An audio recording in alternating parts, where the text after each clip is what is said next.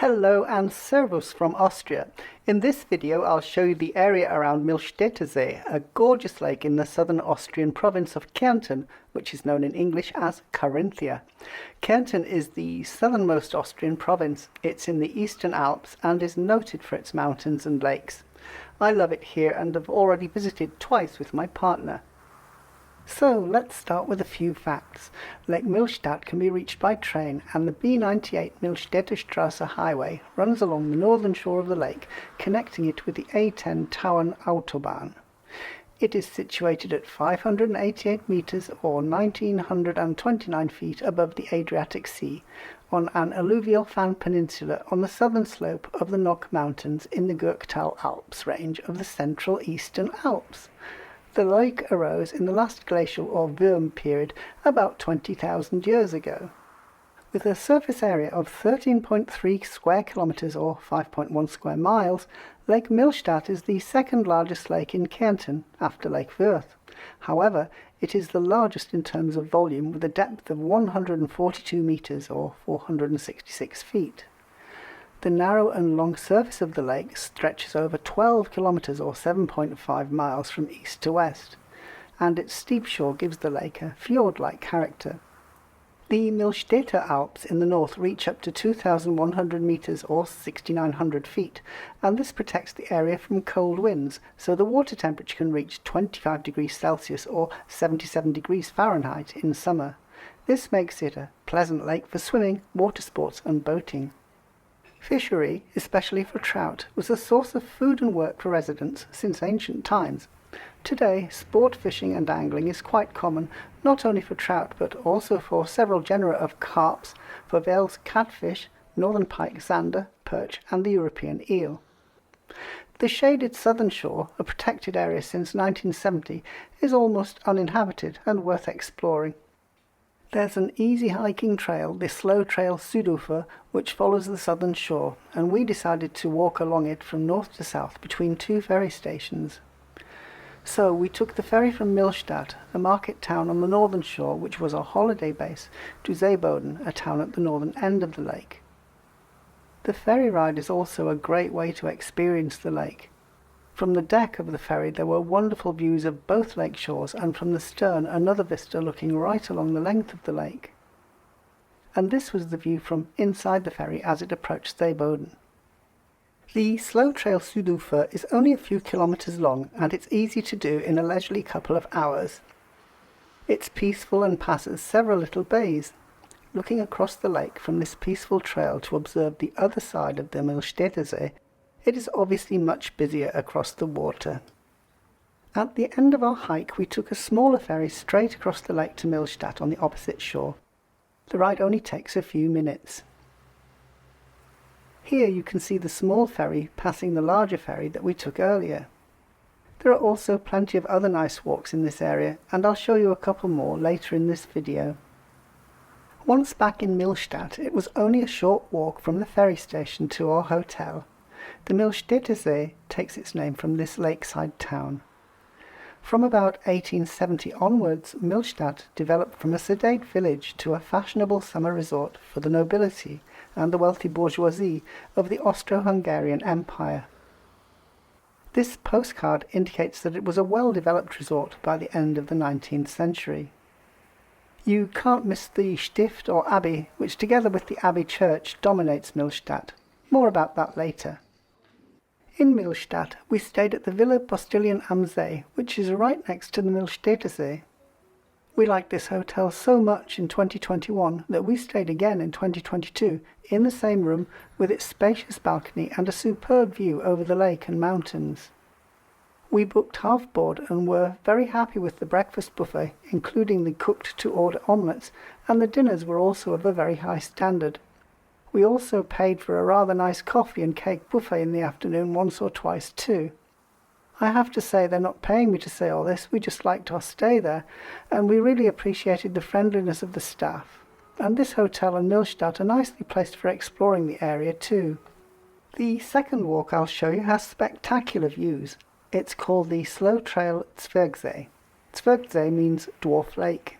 It's an easy-to-manage, relaxing, circular forest hike high above Millstatt and Lake Millstatt. We followed the route anti-clockwise. The trail leads from the Kalvarienberg car park through the village of Kleindombra, which, like so many Austrian alpine villages, is very pretty. One unexpected treat here was the collection of model houses in someone's garden. It's like a miniature alpine village within a real alpine village, and the attention to detail is remarkable. I also loved this public drinking water fountain. Note the sign that says Kein Hundebad, not a dog's bath. From Kleindombra, the path leads past fields and into the forest. Note this Respektiere deine Grenzen sign, which asks us to respect the wildlife. It's not far from there to the Waldbühne viewing platform. This platform has spectacular views of Millstätter See and Millstatt town with its summer resort villas. It's definitely worth lingering here for a while, and seats are provided so that hikers can rest and relax. After the viewing platform, there's a gentle climb through the forest, past rocky outcrops to the Zwergsee. Up to the Zwergsee, the route is suitable for pushchairs. This is a peaceful spot, and there are benches here which invite you to linger, or you can walk around the lake in little more than a couple of minutes. Then there's another, somewhat steeper climb to another dwarf lake, the Kliebeteich. Teich means pond. These dwarf lakes are often used as fishing ponds. The public footpath runs right past this privately owned pond. After the Kliebeteich, the slow trail leads the hiker down through the forest and then past fields, and then back through Kleindombra village to the starting point, at the parking lot next to the Kalvarienberg churchyard. We liked this hike so much we did it 2 years in a row. At the end of our last Zwergsee hike, we looked at the Calvary Chapel situated within the Kalvarienberg churchyard. It's a Baroque building high above Millstatt, which was built by the Jesuits around 1700. The chapel is open to the front or south, with views over the lake and mountains. On the altar wall there is a carved crucifixion group with Mary, John and the two thieves in front of a painted landscape. The sacrificial portals on either side of the altar lead to the chapel of the Holy Sepulchre behind. The life-size figure of the corpse of Christ, created around 1700, lies in a niche in the rock, and the ceiling of the main room is painted with Baroque angels. The third walk that I want to share is around Afritz See, the lower of the two small lakes on this map. It's to the east of Millstätter See and higher up, and is most easily reached by car. We walked clockwise around the lake, circling from the northern end in a couple of hours without really hurrying. The Millstätter Strasse road runs along the eastern side of the lake, and the path next to it formed the first part of our walk. This footage was shot from the opposite side. The lake lies in the Gegental Valley in the Nockberg Mountains at 752 metres or 2,467 feet above sea level. The lake is clean and suitable for bathing and fishing, as Austrian lakes generally are. The small community at the southern end of the lake, Afritz am See, has camping facilities. The western side of the lake, opposite the road, is much more peaceful. The hiking path leads up from the shoreline and provides great views over the alpine countryside. I also loved seeing these mountainside houses. Another thing I loved was this sign above Afritz am See, which says, "Here begins my cow's salad bowl, not your dog's loo." We carried on, passing a small stream, then headed back down towards the northern end of the lake. You can see the path we walked down here. It's not too steep. We stopped to admire the small lakeside summer house and its very pretty garden, then took a last look along the lake and headed back to Millstatt. Back in the middle of Millstatt town, we visited Stift Millstatt, or Millstatt Abbey, which is a must-see. It's a former monastery and now a museum, the Stiftsmuseum. It was established by Benedictine monks probably around 1070 and ranks among the most important Romanesque buildings in the province of Kärnten. The Benedictines were succeeded by the Knightly Order of St. George in 1469, and then the Society of Jesus, or the Jesuits, in 1598. The monastery museum is situated within the cloister and presents a summary of the abbey's history and its cultural heritage. It's worth taking a few moments to admire the architecture of the interior of this venerable building before moving on to explore the exhibits. The museum contains many artifacts, including facsimiles of manuscripts produced in Millstatt in the 11th and 12th centuries. In fact, there was a writing workshop in Millstatt in the second half of the 12th century. In a climate-controlled room we found 2 chests from different centuries. This intricately carved wedding chest dates from 1475, and next to it is the even older reliquary of St. Domitian, which dates from the middle 1100s. There's a dungeon from the 16th century, and you can still read the centuries-old graffiti written by prisoners. And just round the corner from that, you can see Celtic symbols recreated in rope. Then we found a section showcasing the interesting and varied mineralogy and geology of this alpine area.